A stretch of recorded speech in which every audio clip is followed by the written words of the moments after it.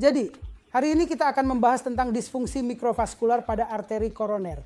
Seperti namanya betas mikro berarti sangat kecil. Jadi kita semua tahu tentang penyumbatan yang dapat menyebabkan serangan jantung.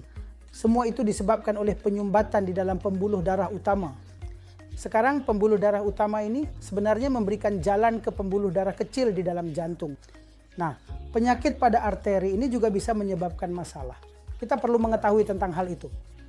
Jadi gejala dasar dari pasien dengan bentuk penyakit ini akan sama seperti penyumbatan besar, seperti nyeri dada saat berjalan, sesak napas saat berjalan, jantung berdebar saat berjalan, dan itulah saat pasien datang ke poliklinik untuk memahami apakah ada masalah jantung. Jadi sekarang pada pasien yang memiliki penyakit di mikrovaskulatur, yaitu di pembuluh yang sangat kecil, pada dasarnya EKG dan eko akan normal. Dan ketika kita melakukan tes treadmill tersebut akan menunjukkan hasil positif. Jadi ketika treadmill menunjukkan hasil positif, umumnya kami akan merekomendasikan pasien untuk menjalani CT angiogram koroner atau angiogram koroner. Sekarang, ketika kita melakukan investigasi ini, yang terlihat adalah bahwa arteri utama semuanya bersih dan mikrovaskulatur umumnya tidak terlihat pada investigasi ini. Tetapi implikasi dari fenomena khusus ini, yang juga disebut sebagai MINOCA atau INOCA, pada dasarnya berarti bahwa mereka memiliki risiko yang lebih tinggi untuk hasil di masa depan. Dan faktor risiko mereka harus dikelola. Sekarang penyakit ini lebih umum pada wanita, dan umumnya lebih sering terjadi pada orang yang menderita diabetes, hipertensi.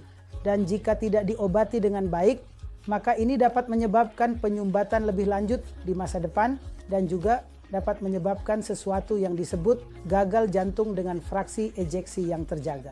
Jadi sekarang orang yang memiliki gejala seperti ini dan diagnosis khusus ini harus lebih waspada dengan pengendalian faktor risiko. Mereka harus mengoptimalkan faktor risiko mereka.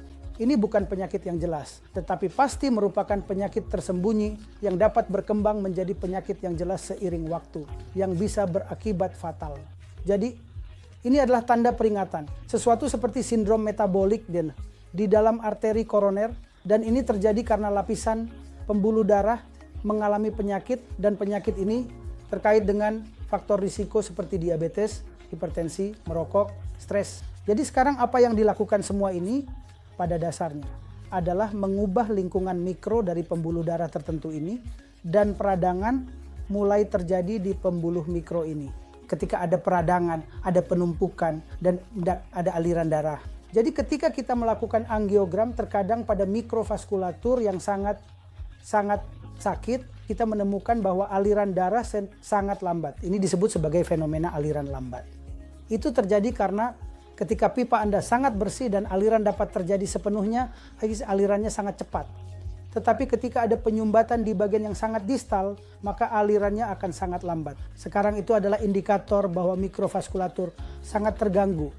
Sebelumnya dianggap bahwa fenomena ini tidak terlalu, Anda tahu berbahaya. Tidak, ini jelas tidak berbahaya, tetapi ini adalah peringatan bagi dokter dan juga pasien untuk mengendalikan faktor risiko dengan baik. Sehingga kejadian di masa depan dapat dikendalikan dan dicegah dengan sukses.